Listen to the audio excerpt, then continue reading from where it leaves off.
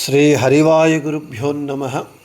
ಓಂ ವಂದೇ ವಿಷ್ಣುಂ ನಮಾಮಿ ಶ್ರಿಯಮಥ ಚ ಭುವಂ ಬ್ರಹ್ಮವಾಯೂ ಚ ವಂದೇ ಗಾಯತ್ರೀಂ ಭಾರತೀಂ ತಾಮಪಿ ಗರುಡಮನಂತಂ ಭಜೆ ರುದ್ರದೇವಂ ದೇವೀಂ ವಂದೇ ಸುಪರ್ಣೀಮಹಿಪತಿದಯಿತಾಂ ವಾರುಣೀಮಪ್ಯುಮಾಂ ತಾಂ ಇಂದ್ರಾದೀನ್ ಕಾಮಮುಖ್ಯಾನಪಿ ಸಕಲಸುರಾನ್ ತದ್ಗುರೂನ್ಮದ್ಗುರೂಂಶ್ಚ ಅಭ್ರಮಂ ಭಂಗರಹಿತಂ ಅಜಡಂ ವಿಮಲಂ ಸದಾ ಆನಂದತೀರ್ಥಮತುಲಂ ಭಜೆ ತಾಪತ್ರಯಾಪಹಂ.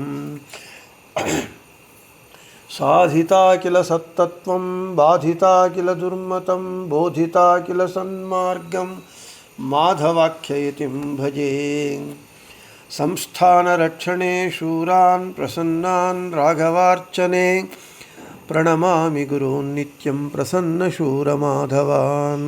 ಪ್ರಸನ್ನಶೂರಮಾಧವಕರಾಬ್ಜೋತ್ಥಾನ್ ಯತೀಶ್ವರಾನ್ ವೀರರಾಮರತಾನ್ ವಂದೇ ವಿದ್ಯಾಸಾಗರಮಾಧವಾನ್. ಪೃಥ್ವೀಮಂಡಲಮಧ್ಯಸ್ಥಾಃ ಪೂರ್ಣಬೋಧಮತಾನುಗಾಃ ವೈಷ್ಣವಾಃ ವಿಷ್ಣುಹೃದಯಾಃ ತಾನ್ ನಮಸ್ಯೆ ಗುರೂನ್ ಮಮ.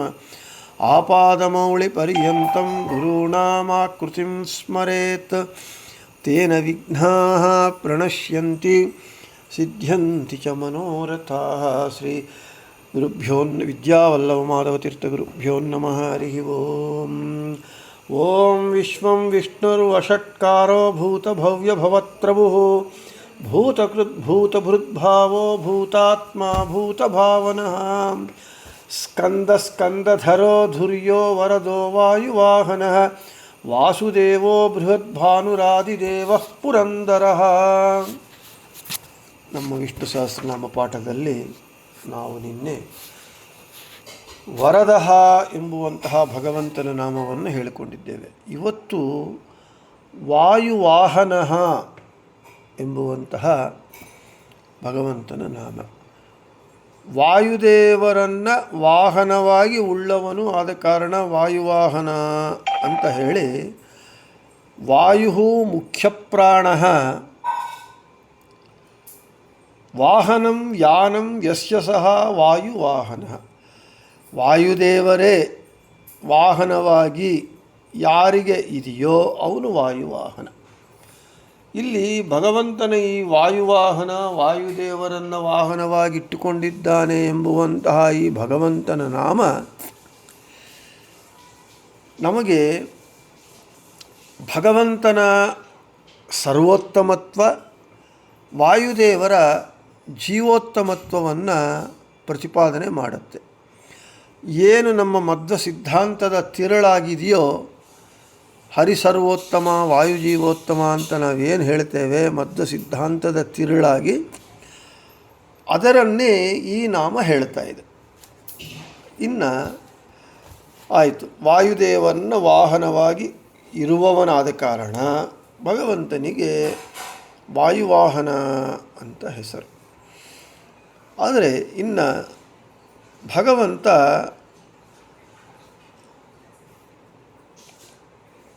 ಈ ರೀತಿ ಮಾಡ್ತಾನಂತೆ. ಏನು ಮಾಡ್ತಾನೆ?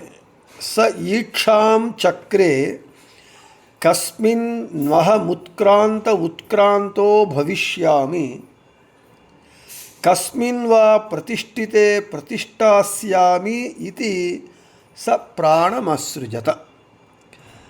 ಭಗವಂತ ಷಟ್ಪ್ರಶ್ನೋಪನಿಷತ್ತು ಹೇಳ್ತಾ ಇದೆ. ಭಗವಂತ ಈ ರೀತಿ ಚಿಂತನೆ ಮಾಡ್ತಾನಂತೆ. ಯಾವ ಜೀವನ ದೇಹವನ್ನು ಯಾರು ಯಾವ ಜೀವನ ದೇಹವನ್ನು ತ್ಯಜಿಸುತ್ತಾರೋ ನಾನು ಆ ದೇಹವನ್ನು ತ್ಯಜಿಸಲಿ, ಯಾರು ಈ ಜೀವಾತ್ಮನ ದೇಹದಲ್ಲಿ ಇರ್ತಾರೋ ನಾನು ಇರಲಿ ಅಂತ ಚಿಂತನೆ ಮಾಡ್ತಾನಂತ ಭಗವಂತ. ಇದೇನು ಭಗವಂತ ಯಾರು ಯಾವ ದೇಹದಲ್ಲಿ ಜೀವಾತ್ಮನ ದೇಹದಲ್ಲಿದ್ದರೆ ನಾನು ಅಲ್ಲಿರಲಿ, ಯಾವ ದೇಹ ಬಿಟ್ಟರೆ ನಾನು ಬಿಡಲಿ ಅಂತ ಯಾರನ್ನು ಇಟ್ಕೊಂಡಿರ್ತಾನೆ ಭಗವಂತ ತನ್ನ ಉದ್ದೇಶದಲ್ಲಿ ಅಂತ ಹೇಳಿದರೆ, ಈ ರೀತಿ ಭಗವಂತ ಚಿಂತನೆ ಮಾಡ್ತಾ ಈ ಜೀವಾತ್ಮರ ದೇಹಗಳಲ್ಲಿ ಆಗಮನ ನಿರ್ಗಮನಗಳಿಗೆ ಪ್ರಯೋಜಕನನ್ನಾಗಿ ಮುಖ್ಯ ಪ್ರಾಣನನ್ನೇ ಸೃಷ್ಟಿಸಿದ್ದಾನಂತೆ ಭಗವಂತ. ಇದು ನಮ್ಮ ಶಾಸ್ತ್ರದ ತಿರುಳು ನೋಡಿ. ಭಗವಂತ ವಾಯುದೇವರಿಗೆ ಎಷ್ಟು ಉತ್ಕೃಷ್ಟ ಸ್ಥಾನವನ್ನು ಕೊಟ್ಟಿದ್ದಾನೆ ಅಂತ ಹೇಳಿದರೆ, ವಾಯುದೇವರು ಯಾವ ಜೀವಾತ್ಮನ ದೇಹದಲ್ಲಿ ನಾನು ಪ್ರವೇಶ ಮಾಡಲಿ ಅಂತ ಚಿಂತನೆ ಮಾಡ್ತಾರೋ ಅಲ್ಲಿ ಭಗವಂತ ಪ್ರವೇಶ ಮಾಡ್ತಾನಂತೆ.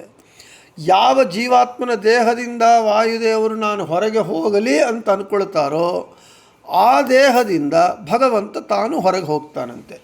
ಅಂದರೆ ಜೀವಾತ್ಮರ ದೇಹಗಳಲ್ಲಿ ಪ್ರವೇಶ ಮಾಡುವುದು, ನಿರ್ಗಮಿಸುವುದು, ಇವು ಎರಡರಕ್ಕೂ ಯಾರನ್ನು ಇಟ್ಕೊಂಡಿದ್ದಾನೆ ಭಗವಂತ ಅಂತ ಹೇಳಿದರೆ ಮುಖ್ಯ ಪ್ರಾಣರನ್ನೇ ಪ್ರಯೋಜಕರನ್ನಾಗಿ ಇಟ್ಟುಕೊಂಡು ಆ ರೀತಿಯಾಗಿ ಮುಖ್ಯ ಪ್ರಾಣರನ್ನು ಸೃಷ್ಟಿಸಿದ್ದಾರಂತೆ. ಇದು ಭಗವಂತ ವಾಯುದೇವರಿಗೆ ಕೊಟ್ಟಿರುವಂತಹ ಉತ್ಕೃಷ್ಟವಾದ ಒಂದು ಸ್ಥಾನಮಾನಗಳು. ಆದ ಕಾರಣವೇ ವಾಯುದೇವರು ಜೀವೋತ್ತಮರಾಗಿದ್ದಾರೆ. ಇದು ಒಂದೇ ಒಂದು ದೃಷ್ಟಾಂತ. ಒಂದು ಭಗವಂತ ಮಾಡುವ ಅನೇಕ ಕಾರ್ಯಗಳಲ್ಲಿ ಭಗವಂತನಿಗೆ ಸೇವಕರಾಗಿ ವಾಯುದೇವರು ಇರೋದು ಅನಂತಾನಂತ ಕಾರ್ಯಗಳಲ್ಲಿ ಇದೊಂದು ಮಾತ್ರ. ಆದರೆ ಭಗವಂತ ಏನು ಕಾರ್ಯಗಳನ್ನು ಮಾಡ್ತಾನೆ ಜಗತ್ತಿನಲ್ಲಿ ಎಲ್ಲ ಜೀವರಲ್ಲಿ ಇದ್ದು, ಎಲ್ಲೆಲ್ಲಿ ಭಗವಂತ ಇರ್ತಾನೋ ಅಲ್ಲಲ್ಲಿ ವಾಯುದೇವರು ಇದ್ದು ಭಗವಂತ ಮಾಡುವ ಎಲ್ಲ ಕಾರ್ಯಗಳಲ್ಲಿ ವಾಯುದೇವರು ಸೇವೆ ಮಾಡ್ತಾನೇ ಇರ್ತಾರೆ. ನಮಗೆ ಆ ವಿಷಯವನ್ನು ಪ್ರಾತಃ ಸಂಕಲ್ಪ ಗದ್ಯದಲ್ಲಿ ರಾಯರು ವಿಶೇಷವಾಗಿ ಹೇಳ್ತಾರೆ. ವಾಯುದೇವರ ಕಾರ್ಯ ಎಂಥದ್ದು ಅಂತ ಹೇಳಿದರೆ ನಾವೇನು ಹೇಳ್ತಾ ಇದ್ದೀವಿ, ಪ್ರಥಮೋ ಹನುಮನ್ನಾಮ ದ್ವಿತೀಯೋ ಭೀಮ ಏವಚ ಪೂರ್ಣ ಪ್ರಜ್ಞಸ್ತೃತೀಯಸ್ತು ಭವತ್ ಕಾರ್ಯ ಅಂತ ಹೇಳ್ತಾ. ಆದರೆ ಕೇವಲ ಹನುಮ ಭೀಮ ಮಾಧ್ವರಾಗಿ ಅಲ್ಲ, ಭಗವಂತ ವಾಯುದೇವರು ಭಗವಂತನ ಜೊತೆಗೆ ಸರ್ವಕಾಲ ಸರ್ವಾವಸ್ಥೆಗಳಲ್ಲಿ ಸದಾ ಇದ್ದು ಭಗವಂತನ ಸರ್ವ ಕಾರ್ಯಗಳಲ್ಲಿ ಅವರಿಗೆ ಸಹಾಯಕರಾಗಿ ಸೇವಕರಾಗಿರ್ತಾರೆ. ಅರ್ಥಾತ್ ವಾಯುದೇವರು ಸಹಾಯಕರಾಗಿ ಸೇವಕರಾಗಿ ಇಲ್ಲದೇ ಇದ್ದರೆ ಭಗವಂತ ಯಾವ ಕೆಲಸಗಳು ಮಾಡಲಾರ ಅಂತಲ್ಲ. ಭಗವಂತ ವಾಯುದೇವರಿಗೆ ಒಂದು ಅವಕಾಶವನ್ನು ಕೊಡ್ತಾ ಇದ್ದಾರೆ, ಸೇವಾಭಾಗ್ಯವನ್ನು ಕೊಟ್ಟಿದ್ದಾರೆ. ಅದನ್ನು ವಾಯುದೇವರು ಉಪಯೋಗಿಸಿಕೊಂಡು ಭಗವಂತನಿಗೆ ಸೇವೆಯನ್ನು ಮಾಡ್ತಾ ಇದ್ದಾರೆ. ನಮಗೆ ಶ್ರೀಪಾದರಾಜರು ಮಹಾಜ್ಞಾನಿಗಳು, ಅಪರೋಕ್ಷ ಜ್ಞಾನಿಗಳು, ಏನು ಈ ಶಾಸ್ತ್ರದ ತಿರುಳಿದೆ ಅದರನ್ನೇ ಇವಾಗ ಏನು ಹೇಳಿದರು, ಯಾವ ದೇಹದಲ್ಲಿ ವಾಯುದೇವರು ಇರಬೇಕು ಅಂತ ಹೋಗ್ತಾರೋ ಅಲ್ಲಿ ಭಗವಂತನೂ ಇರ್ತಾನಂತೆ. ಯಾವ ಜೀವಾತ್ಮರ ದೇಹದಿಂದ ವಾಯುದೇವರು ಹೊರಗೆ ಹೋಗಬೇಕು ಅಂತ ಹೊರಗೆ ಹೋಗ್ತಾರೋ ಆ ದೇಹದಿಂದ ಭಗವಂತನೂ ಹೋಗ್ತಾರೆ.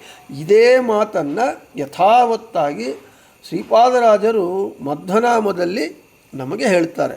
ಜಯ ಜಯತು ಜಗತ್ರಾಣ ಜಗದೊಳಗೆ ಸುತ್ರಾಣ ಅಖಿಲ ಗುಣಸದ್ಧಾಮ ಮಧ್ವನಾಮ. ಜಗತ್ತಿಗೆ ಪ್ರಾಣನಾಗಿದ್ದಾರೆ ವಾಯುದೇವರು.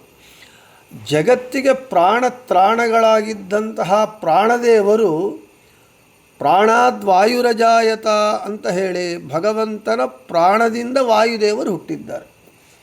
ಅದೇ ಹೇಳ್ತಾ ಇವಾಗ ಇಷ್ಟವರೆಗೂ ನಾನು ಏನಾಯಿತು ಷಟ್ಪ್ರಶ್ನೋಪನಿಷತ್ ಹೇಳಿದೆ ಅದರನ್ನೇ ಹೇಳ್ತಾ ಇದ್ದಾರೆ. ಯಥಾವತ್ತಾಗಿ ಅಕ್ಷರಶಃ ಶ್ರೀಪಾದರಾಜರು ಮಧ್ವನಾಮದಲ್ಲಿ ಅನುವಾದ ಮಾಡ್ತಾ ಇದ್ದಾರೆ. ಆವಾತನು ದೇಹದಿರೆ ಹರಿಯುತ್ತಾ ನೆಲೆಸಿರುವ, ಆವಾತನು ತೊಲಗೆ ಹರಿತಾ ತೊಲಗುವ, ಆವಾತನು ದೇಹದೊಳ ಹೊರಗೆ ನಿಯಾಮಕನು, ಆವಾಯು ನಮ್ಮ ಕುಲಗುರು ರಾಯನು. ಆವಾತನು ದೇಹದಿರೆ, ಯಾವ ವಾಯುದೇವರು ದೇಹದಲ್ಲಿದ್ದರೆ ಹರಿಯುತ್ತಾ ನೆಲೆಸಿರುವ, ಹರಿ ಕೂಡ ತಾನಲ್ಲಿರ್ತಾನೆ. ಆವಾತನು ತೊಲಗೆ, ಯಾವ ವಾಯುದೇವರು ಆ ದೇಹದಿಂದ ಹೊರಟರೋ ಹರಿ ತಾ ತೊಲಗುವ. ಆವಾತನು ಆ ವಾಯುದೇವರು ದೇಹದೊಳ ಹೊರಗೆ, ದೇಹದೋಳು ಒಳಗೆ ಹೊರಗೆ ನಿಯಾಮಕನು, ಆ ವಾಯು ನಮ್ಮ ಕುಲಗುರುರಾಯನು. ಎಷ್ಟು ಸುಂದರವಾಗಿ ಉಪನಿಷತ್ತಿನ ಸಾರವನ್ನು ಹೇಳಿದ್ದಾರೆ. ಅದೇ ಹೇಳ್ತಾ ಇದ್ದಾರೆ, ಇದೇ ವಾಯುದೇವರು ತೊಲಗೆ ಹರಿತಾ ತೊಲಗುವ. ವಾಯುದೇವರು ಹೋದರು ಅಂದರೆ ಭಗವಂತನು ಇರೋದಿಲ್ಲ. ವಾಯುದೇವರಿದ್ದ ಕಡೆ ಭಗವಂತ ಇದ್ದ ಕಡೆ ವಾಯುದೇವರು. ಇದು ವಾಯುದೇವರಿಗೆ ಭಗವಂತ ಕೊಟ್ಟಿರುವಂತಹ ಉತ್ಕೃಷ್ಟವಾದ ಸ್ಥಾನಮಾನಗಳು.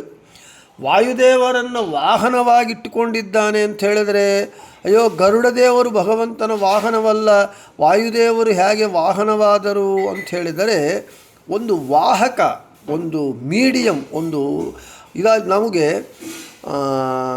ಅನ್ನವಾಹಿಕ ಅಂತ ಹೇಳ್ತೇವೆ.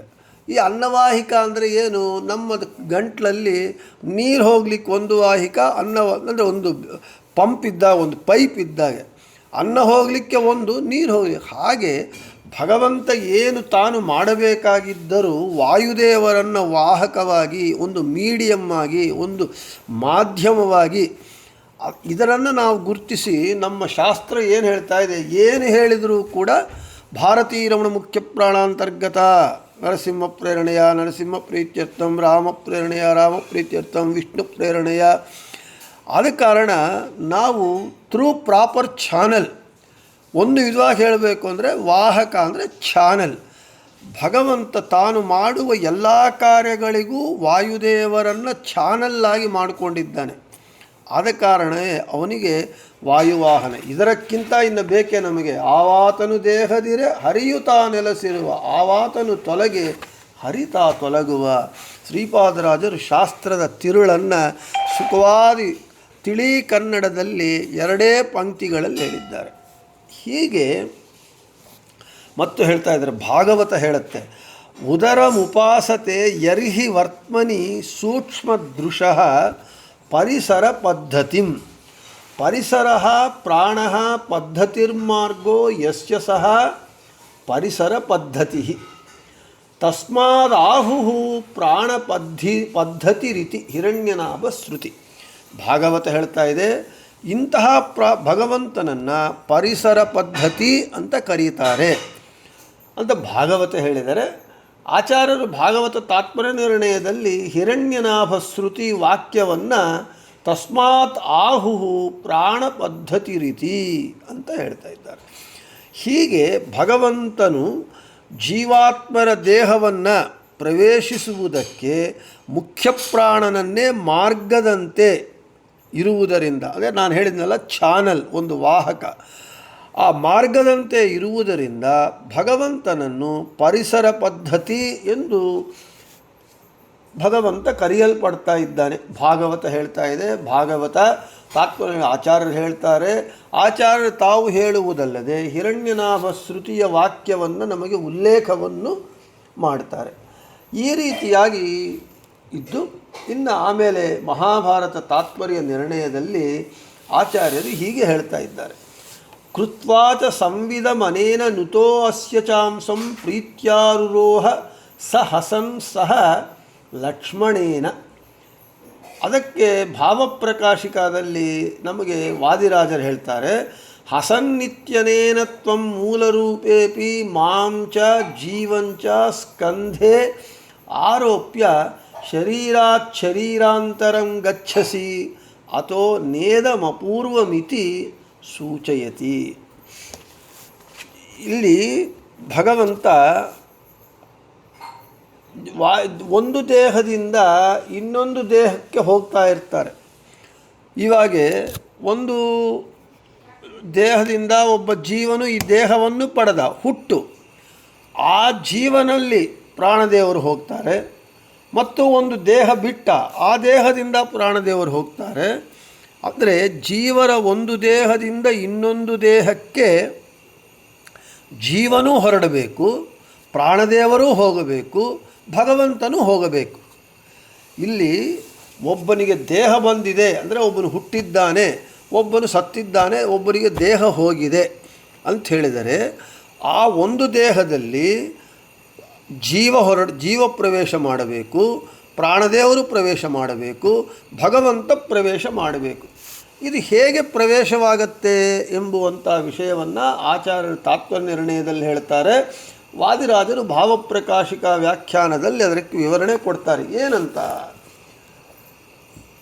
ಒಂದು ದೇಹದಿಂದ ಇನ್ನೊಂದು ದೇಹಕ್ಕೆ ಜೀವ ಹೋಗುವಾಗ, ಭಗವಂತ ಹೋಗುವಾಗ ಹೇಗೆ ಹೋಗ್ತಾರೆ ಅಂತ ಹೇಳಿದರೆ, ಪ್ರಾಣದೇವರು ತಮ್ಮ ಒಂದು ಹೆಗಲ ಮೇಲೆ ಭಗವಂತನನ್ನು, ಮತ್ತೊಂದು ಹೆಗಲ ಮೇಲೆ ಜೀವನನ್ನು ಕೂಡಿಸಿಟ್ಕೊಂಡು ಈ ಜೀವಾತ್ಮರ ಶರೀರಗಳಲ್ಲಿ ಒಂದು ಶರೀರದಿಂದ ಮತ್ತೊಂದು ಶರೀರಕ್ಕೆ ಪ್ರವೇಶ ಮಾಡ್ತಾರಂತೆ ವಾಯುದೇವರು.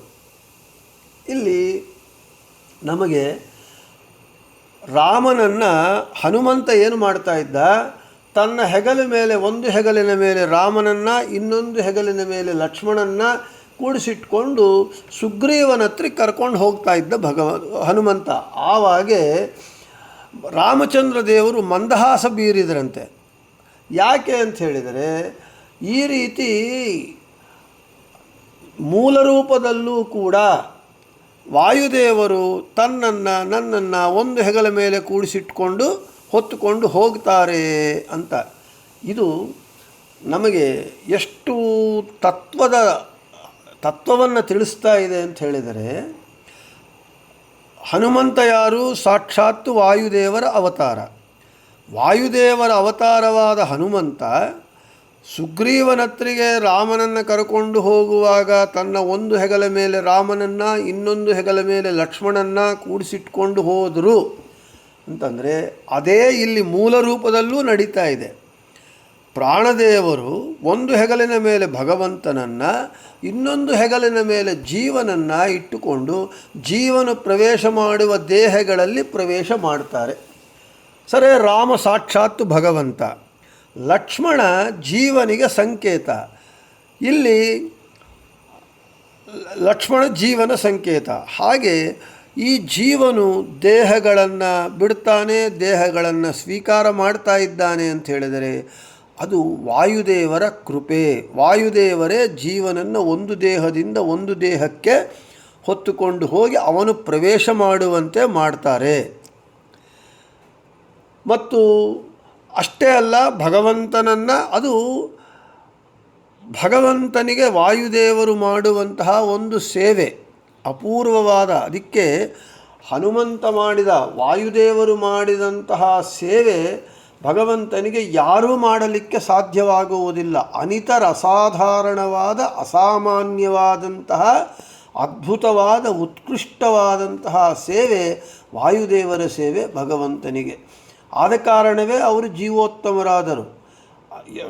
ಗರುಡ, ಶೇಷ, ರುದ್ರ ಮೊದಲಾದ ಎಲ್ಲ ದೇವತೆಗಳು ಭಗವಂತನ ಸೇವೆ ಮಾಡಿದರೂ ಕೂಡ ವಾಯುದೇವರು ಮಾಡಿದಷ್ಟು ಉತ್ಕೃಷ್ಟವಾದ ಮಟ್ಟಕ್ಕೆ ಆತ ಮಾಡಿದಷ್ಟು ಯಾರೂ ಮಾಡಲಿಕ್ಕೆ ಸಾಧ್ಯವಾಗುವುದಿಲ್ಲ. ಇದು ವಾಯುದೇವರ ಒಂದು ಲೀಲೆ. ವಾಯುದೇವರಿಗೆ ಭಗವಂತ ತಾನು ಅನುಗ್ರಹ ಮಾಡಿರುವುದನ್ನು, ಇಷ್ಟು ಉತ್ಕೃಷ್ಟವಾದ ಸ್ಥಾನವನ್ನು ಅನುಗ್ರಹ ಮಾಡಿದ್ದಾನೆ. ಅದು ಭಗವಂತ ಎಲ್ಲರಿಗೂ ಕೊಡೋದಿಲ್ಲ ಆ ಉತ್ಕೃಷ್ಟ ಸ್ಥಾನ. ಅವನಿಗೆ ಯಾರಿಗೆ ಕೊಡಬೇಕು ಅಂತ ಅನಿಸುತ್ತೋ ಅವರಿಗೆ ಮಾತ್ರ ಕೊಡ್ತಾನೆ ಭಗವಂತ. ಹೀಗೆ ಭಗವಂತನು ಮುಖ್ಯ ಪ್ರಾಣನನ್ನು ಮಾಧ್ಯಮವಾಗಿ ಮಾಡಿಕೊಂಡು ಜೀವಾತ್ಮರ ದೇಹದಿಂದ ಇನ್ನೊಂದು ದೇಹಕ್ಕೆ ಹೋಗುವ ಪ್ರಯುಕ್ತ ಭಗವಂತನಿಗೆ ವಾಯುವಾಹನ ಅಂತ ಹೆಸರು ಅಂತ ಹೇಳ್ತಾ ಇದ್ದಾರೆ. ಇನ್ನು ವಾಯುಂ ಜೀವಾತ್ಮಾನಂ ಶರೀರಾಣಿ ಪ್ರತಿವಾಹಯತೀತಿ ವಾಯುವಾಹನ. ಮುಖ್ಯ ಪ್ರಾಣನು ಜೀವಾತ್ಮನ ಶರೀರವನ್ನು ಹೊಂದುವಂತೆ ಮಾಡ್ತಾನೆ. ಅಂದರೆ ಜೀವರು ಶರೀರಗಳನ್ನು ಹೊಂದಬೇಕು, ಪಡೆಯಬೇಕು ಅಂತ ಹೇಳಿದರೆ ವಾಯುದೇವರು ಮಾಡಿದರೇನೆ ಜೀವರು ದೇಹವನ್ನು ಹೊಂದಬೇಕು ಅಂತ ಹೇಳಿದರೆ. ಅದಕ್ಕೆ ವಾಯುದೇವರು ಇದ್ದರೆ ಈ ದೇಹ, ವಾಯುದೇವರು ಹೋದರೆ ಈ ದೇಹವಿಲ್ಲ, ದೇಹಪಾತವಾಗತ್ತೆ. ಇದೇ ವಿಷಯವನ್ನೇ ಅದೇ ಮಧ್ವನಾಮದಲ್ಲಿ ಅದೇ ಶ್ರೀಪಾದರಾಜರು ಈ ರೀತಿ ಹೇಳ್ತಾ ಇದ್ದಾರೆ. ಕರ್ಣಾಭಿಮಾನಿ ಸುರರು ದೇಹವ ಬಿಡಲು ಕುರುಡ ಕಿವುಡ ಮೂಕನೆಂದೆನಿಸುವ ಪರಮ ಮುಖ್ಯ ಪ್ರಾಣ ತೊಲಗಲ ದೇಹವನು ಅರಿತು ಪೆಣವೆಂದು ಪೇಳ್ವರು ಬುಧಜನ. ಈ ಪ್ರಾಣದೇವರು ನಮ್ಮ ದೇಹದಲ್ಲಿ ಒಳಗೆ ಇರುವವರಿಗೆ ಇದಕ್ಕೆ ಚಲನವಲನಗಳು, ಚೇಷ್ಟೆ ಎಲ್ಲ ಇರುತ್ತೆ. ಅವನು ಇದ್ದರೇನೆ ಈ ದೇಹಕ್ಕೆ, ಈ ಜೀವನಿಗೆ ಗೌರವ. ಯಾವಾಗ ವಾಯುದೇವರು ಹೊರಟರು, ಭಗವಂತ ಹೊರಟ, ದೇಹ ಬೀಳುತ್ತೆ. ದೇಹ ಬಿದ್ದ ಕೂಡಲೇ ಅಲ್ಲಿಯವರೆಗೂ ಅಂಥವರು ಇಂಥವರು ಅಂತ ಬಹುವಚನದಿಂದ ಮಾತನಾಡಿ ವಿಶೇಷವಾದ ಗೌರವ ಮರ್ಯಾದೆಗಳು ಸಲ್ಲಿಸುವಂತಹ ಆ ದೇಹಕ್ಕೆ ಗೌರವ ಇಲ್ಲದೆ ಆಗಿಬಿಡುತ್ತೆ. ಇನ್ನು ಬಾಡಿ ತೆಗೆದಿಲ್ಲ ಅಂತ ಹೇಳ್ತಾರೆ. ಮುಂದಿನ ಕ್ಷಣದವರೆಗೂ ಅವರು ಇವರು ನನ್ನ ಆಪ್ತ, ನನ್ನ ಆತ್ಮೀಯ, ನನ್ನ ಹೆಂಡತಿ, ನನ್ನ ಗಂಡ ಅಂತ ಹೇಳಿರುವವರು ಆ ಪ್ರಾಣ ತೊಲಗಲು ಏನಂತಾರೆ, ಅಲ್ಲಿಗೆ ಇನ್ನೂ ಬಾಡಿ ತೆಗೆದಿಲ್ಲ, ಶರೀರ ತೆಗೆದಿಲ್ಲ ಅಂತ ಹೇಳ್ತಾರೆ. ಆದ ಕಾರಣ ವಾಯುದೇವರಿಗೆ ಇಂತಹ ಉತ್ಕೃಷ್ಟ ಸ್ಥಾನವನ್ನು ಕೊಟ್ಟು ವಾಯುದೇವರನ್ನು ತನ್ನ ವಾಹನವಾಗಿ ಮಾಡಿಕೊಂಡಿರುವ ಕಾರಣ ಭಗವಂತನಿಗೆ ವಾಯುವಾಹನ ಮತ್ತು ಜೀವರು ಶರೀರವನ್ನು ಹೊಂದುವಂತೆ ಮಾಡ್ತಾರೆ. ಆದ ಕಾರಣ ಮುಖ್ಯ ಪ್ರಾಣನು ಮಾಡ್ತಾನೆ. ಇನ್ನು ಪರಿಸರ ಪದ್ಧತಿ ಅಂತ ಹೇಳಿದ್ದೇವೆ ಭಗವಂತನಿಗೆ. ಅತಃ ಆದ ಕಾರಣ ಪರಿಸರಸ್ಯ ಪದ್ಧತಿರಿತಿವ ಭಾಗವತ ತಾತ್ಪರ್ಯ ನಿರ್ಣಯ. ಪ್ರಾಣಸ್ಸದಾ ಭಗವಂತ ಮನುಗಚ್ಚತೀತಿ ಪರಿಸರಸ್ಯ ವಾಯೋ ಪದ್ಧತಿರಿತಿವ. ನಮಗೆ ಭಗವಂತ ಮುಖ್ಯ ಪ್ರಾಣನನ್ನು ಅನುಸರಿಸಿ ಜೀವರ ಬೇರೆ ಬೇರೆ ಶರೀರಗಳನ್ನು ಪ್ರವೇಶಿಸುವಂತೆ ಮುಖ್ಯ ಪ್ರಾಣನೂ ಕೂಡ ಭಗವಂತನನ್ನು ಅನುಸರಿಸಿ, ಅಂದರೆ ಭಗವಂತನ ಆದೇಶಕ್ಕೆ ಅನುಗುಣವಾಗಿ ಅವನು ಬೇರೆ ಬೇರೆ ವಾಯುದೇವರು ಬೇರೆ ಬೇರೆ ಶರೀರಗಳನ್ನು ಪ್ರವೇಶ ಮಾಡ್ತಾರೆ. ಆದ್ದರಿಂದ ಭಗವಂತನು ಪರಿಸರ ಪದ್ಧತಿ ಎಂದು ಕರೆಯಲ್ಪಡ್ತಾ ಇದ್ದಾನೆ. ಅಂದರೆ ಇಲ್ಲಿ ಭಗವಂತ ಮುಖ್ಯ ಪ್ರಾಣನನ್ನು ಅನುಸರಿಸಿ, ಅದಕ್ಕೆ ಮೊದಲೇ ಹೇಳಿದರು, ವಾಯುದೇವರು ಯಾವ ದೇಹದಲ್ಲಿ ಪ್ರವೇಶ ಮಾಡಿದರೆ ಪ್ರಾಣದೇವರು ಅಲ್ಲಿ ಪ್ರವೇಶ ಮಾಡ್ತಾರೆ, ಭಗವಂತ ಪ್ರವೇಶ ಮಾಡ್ತಾನೆ. ಯಾವ ವಾಯುದೇವರು ಹೊರಗೆ ಬಂದರೂ ಭಗವಂತ ಹೊರಗೆ ಬರ್ತಾನೆ. ಇದು ಹೇಗೆ ಮಾಡ್ತಾರೆ ವಾಯುದೇವರು ಅಂದರೆ ಭಗವಂತನ ಆದೇಶವನ್ನು ಅನುಸರಿಸಿ ವಾಯುದೇವರು ಮಾಡ್ತಾರೆ. ಇದೆರಡೂ ಕೂಡ ಪರಸ್ಪರ. ಆದ ಕಾರಣ ಇದರನ್ನು ಪರಿಸರ ಪದ್ಧತಿ ಅಂತ ಕರೀತಾರೆ. ಇನ್ನು ಸ ಏವ ಜೀವನಕರೋ ಯದಾಪಾನೇನ ಸಂಯುತಃ ಪ್ರಾಣಂ ನಿಯಮಯತ್ಯಸ್ಮಿನ್ ಶರೀರೆ ಪುರುಷೋತ್ತಮಃ ಶರೀರಾತ್ ಬಹಿರೇತೌ ತು ಯದಾ ನಿಸ್ಸಾರಯತ್ಯಜಃ ತದಾ ಮೃತ್ಯುಪ್ರದಶ್ಚ ಅಯಂ ಅಂತ ಹೇಳ್ತಾ ಇದ್ದಾರೆ. ನೋಡಿ, ಈ ಜೀವಾತ್ಮನ ಶರೀರದಲ್ಲಿ ಪ್ರಾಣಾಪಾನರನ್ನು ನಿಯಮಿಸಿ ಜೀವನಪ್ರದ ಎನಿಸುವ ಭಗವಂತನು. ಈ ಜೀವಾತ್ಮನ ಶರೀರ ಅದು ಚೇತನಪ್ರದವಾಗಬೇಕು ಅಂತ ಹೇಳಿದರೆ ಆ ಜೀವಾತ್ಮನ ಶರೀರದಲ್ಲಿ ಭಗವಂತ ಪ್ರಾಣಾಪಾನರನ್ನು ನಿಯಮಿಸಿ ಜೀವನಪ್ರದ ಅಂತ ಭಗವಂತ ಕರೆಯಲ್ಪಡ್ತಾನೆ. ಮತ್ತು ಅದೇ ಭಗವಂತ ಈ ಪ್ರಾಣಾಪಾನರನ್ನು ಆ ಜೀವನ ಶರೀರದಿಂದ ಹೊರಗೆ ಕಳಿಸಿ ಮೃತ್ಯುಪ್ರದನೂ ಆಗುತ್ತಾನೆ ಅಂತ ಭಗವಂತ ಅಂತ ಹೇಳ್ತಾ ನಮಗೆ ಇದರನ್ನೇ ಹೇಳ್ತಾ ಇದ್ದಾರೆ. ಈ ರೀತಿಯಾಗಿ ಪ್ರಾಣಾಪಾನಾದಿ ಭೇದಗಳನ್ನೊಳಗೊಂಡಂತಹ ವಾಯುವಿನ ಆಗಮನ ನಿರ್ಗಮನಗಳು ಭಗವಂತನ ಅಧೀನ ಎಂದು ಗೊತ್ತಾಗ್ತಾ ಇದೆ. ನಮಗೆ ಹೇಳ್ತಾ ಇದ್ದೇವೆ, ನಮಗೆ ಅಯ್ಯೋ ಆ ಸುದ್ದಿ ಕೇಳಿದ ಕೂಡಲೇ ನನ್ನ ಪಂಚಪ್ರಾಣಗಳು ಹಾರಿ ಹೋಯಿತು ಅಂತ ಹೇಳ್ತೇವೆ. ನಮ್ಮ ದೇಹದಲ್ಲಿ ಪ್ರಾಣ, ಅಪಾನ, ವ್ಯಾನ, ಉದಾನ, ಸಮಾನ ಎಂಬುವ 5 ಮುಖ್ಯ ಪ್ರಾಣಗಳು ಮತ್ತು ನಾಗ, ಕೃಕಲ, ದೇವದತ್ತ, ಧನಂಜಯ ಈ ರೀತಿಯಾಗಿ 5 ಉಪವಾಯುಗಳು ಇದ್ದಾರೆ. ಆ ರೀತಿಯಾಗಿ ಭಗವಂತ ಪ್ರಾಣಾಪಾನ, ವ್ಯಾನ, ಉದಾನ, ಸಮಾನ ಪ್ರಭೇದಗಳನ್ನೊಳಗೊಂಡಂತಹ ವಾಯುದೇವರನ್ನು ಒಳಗೆ ಕಳಿಸ್ತಾನೆ ಜೀವರ ದೇಹದಲ್ಲಿ. ಅವರಿಗೆ ಹುಟ್ಟು ಅಂತ ಜೀವನಪ್ರದ, ಇವರಿಗೆ ಜೀವನವನ್ನು ಕೊಟ್ಟಿದ್ದಾನೆ ಅಂತ ಕರೆಯಲ್ಪಡ್ತಾನೆ. ಅದೇ ಭಗವಂತ ಈ ಪ್ರಾಣಾಪಾನ, ವ್ಯಾನ, ಉದಾನ, ಸಮಾನ ಪ್ರಭೇದಗಳನ್ನೊಳಗೊಂಡ ವಾಯುದೇವರನ್ನು ಜೀವರ ಶರೀರದಿಂದ ಹೊರಗೆ ಕಳಿಸಿ ಮೃತ್ಯುವೂ ಆಗ್ತಾನೆ ಭಗವಂತ. ಈ ಪ್ರಮಾಣದಿಂದ ಏನು ಈ ಪಂಚಪ್ರಾಣಗಳು ಒಬ್ಬ ಜೀವನ ದೇಹದಲ್ಲಿ ಪ್ರವೇಶ ಮಾಡುವುದು, ನಿರ್ಗಮನ ಮಾಡುವುದು ಪ್ರಾಣದೇವರು ಸ್ವತಂತ್ರವಾಗಿ ತಾವು ಮಾಡುವುದಿಲ್ಲ, ಭಗವಂತನ ಅಧೀನಕ್ಕೆ ಒಳಪಟ್ಟು ಭಗವಂತನ ಅಧೀನದಲ್ಲಿದ್ದು ಭಗವಂತನ ಆಜ್ಞಾನುಸಾರವಾಗಿ ಯಾರ ಜೀವನ ದೇಹದಲ್ಲಿ ಯಾವ ದೇಹದಲ್ಲಿ ಜೀವನು ಪ್ರವೇಶ ಮಾಡಬೇಕೋ ಅಲ್ಲಿ ತಾನು ಪ್ರವೇಶ ಮಾಡಿ ಜೀವನನ್ನು ಪ್ರವೇಶ ಮಾಡಿಸುತ್ತಾನೆ. ಯಾವ ದೇಹದಿಂದ ಜೀವನು ಹೊರಗೆ ಬರಬೇಕೋ ಭಗವಂತನ ಆಜ್ಞಾನುಸಾರವಾಗಿ ಆಗ ಜೀವನನ್ನು ಹೊರಗೆ ಕಳಿಸಿ ತಾಮೂ ಹೊರಗೆ ಬರ್ತಾರೆ.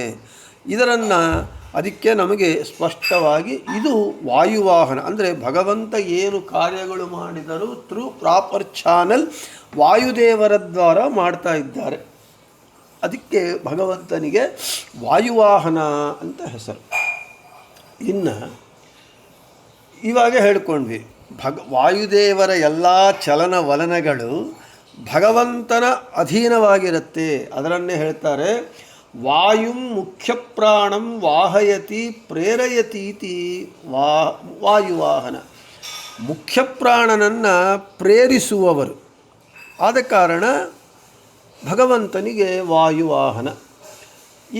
ನೀನು ಈ ಒಂದು ಜೀವನ ದೇಹದಲ್ಲಿ ಪ್ರವೇಶ ಮಾಡು ಅಂತ ಭಗವಂತ ಪ್ರೇರಣೆ ಕೊಟ್ಟ ಕೂಡಲೇ ವಾಯುದೇವರು ಅಲ್ಲಿ ಪ್ರವೇಶ ಮಾಡ್ತಾರೆ. ಒಬ್ಬ ಜೀವನ ದೇಹದಿಂದ ನೀನು ಹೊರಗೆ ಹೋಗು ಅಂತ ವಾಯುದೇವರಿಗೆ ಭಗವಂತ ಪ್ರೇರಣೆ ಕೊಟ್ಟ ಕೂಡಲೇ ವಾಯುದೇವರು ಹೊರಗೆ ಬರ್ತಾರೆ. ಅರ್ಥಾತ್ ಎಲ್ಲ ತತ್ವಾಭಿಮಾನಿ ದೇವತೆಗಳಿಗೂ ಗುರುಗಳಾದಂತಹ ಪ್ರಭುಗಳಾದಂತಹ ತತ್ವಾಭಿಮಾನಿ ದೇವತೆಗಳ ಪತಿಯಾದಂತಹ ವಾಯುದೇವರಿಗೆ ಪ್ರೇರಕನು ಯಾರು ಅಂದರೆ ಭಗವಂತ. ಭಗವಂತನ ಪ್ರೇರಣೆಯಿಂದಲೇ ವಾಯುದೇವರು ತನ್ನ ಸಕಲ ಚಲನವಲನಗಳನ್ನು ಮಾಡ್ತಾರೆ. ವಾಯುದೇವರಿಗೆ ಭಗವಂತನು ಪ್ರೇರಕನಾಗಿದ್ದಾನೆ. ಆದ ಕಾರಣ ಅವನಿಗೆ ವಾಯುವಾಹನ ಅಂತ ಹೆಸರು. ಇನ್ನು ಬಳಿತ್ಥಾ ಸೂಕ್ತದಲ್ಲಿ ವಾಯುದೇವರ 3 ಅವತಾರಗಳನ್ನು ವರ್ಣಿಸಲ್ಪಟ್ಟಿದೆ. 3 ಅವತಾರಗಳು ಪ್ರಯತ್ಪಿತು ಪರಮಾಮ್ನೀಯತೆ ಅಂತ ಹೇಳಿ ಬಳಿತ್ಥಾ ಸೂಕ್ತದಲ್ಲಿ ಹೇಳ್ತಾ, ಮತ್ತು ಐತರೇಯೋಪನಿಷತ್ ಭಾಷ್ಯದಲ್ಲಿ ಏತೇಷಾಂ ಪರಮೋ ವಿಷ್ಣುರ್ನೇತ ಸರ್ವೇಶ್ವರೇಶ್ವರ ಅಂತ ಐತರೇಯ ಭಾಷ್ಯದಲ್ಲಿ ಹೇಳಲ್ಪಡ್ತಾ ಇದೆ. ನಮಗೆ ಆಚಾರ್ಯರ ತಾತ್ಪರ್ಯ ನಿರ್ಣಯದಲ್ಲಿ ತಮ್ಮ ಕೆಲವು ಗ್ರಂಥಗಳಲ್ಲೆಲ್ಲ ಅವರು ಬಳಿತ್ಥಾ ಸೂಕ್ತವನ್ನು ಹೇಳ್ತಾ, ನಾನು ವಾಯುದೇವರ ಅವತಾರ ಹನುಮ ಭೀಮ ಮಧ್ವರಾಗಿ ನಾನು ಅವತಾರವನ್ನು ಮಾಡಿದ್ದೇನೆ ಅಂಥೇಳಿ ಆಚಾರ್ಯ ತಾತ್ಪರ್ಯ ನಿರ್ಣಯ ಮೊದಲಾದ ಕೆಲವು ಗ್ರಂಥಗಳಲ್ಲಿ ಬಳಿತ್ಥಾ ಸೂಕ್ತವನ್ನು ಉಲ್ಲೇಖಿಸಿ ಅವರ ಅವತಾರತ್ರಯವನ್ನು ಅವರ ಗ್ರಂಥಗಳಲ್ಲಿ ನಮಗೆ ಪ್ರಕಟ ಮಾಡಿದ್ದಾರೆ, ನಮಗೆ ತೋರಿಸಿಕೊಟ್ಟಿದ್ದಾರೆ. ಅಂತಹ ಬಳಿತ್ಥಾ ಸೂಕ್ತದಲ್ಲಿ ಹೇಳಿರುವಂತಹ ವಾಯುದೇವರ ಅವತಾರಗಳ ವಿಷಯವನ್ನು ಅದೆಲ್ಲ ವಿಷಯಗಳನ್ನು ನಾಳೆ ಹೇಳಿಕೊಳ್ಳೋಣ ಅಂತ ಹೇಳ್ತಾ ಶ್ರೀಕೃಷ್ಣಾರ್ಪಣಮಸ್ತು ಮಧ್ವೇಶಾರ್ಪಣಮಸ್ತು. ಎಲ್ಲರಿಗೂ ಶುಭ.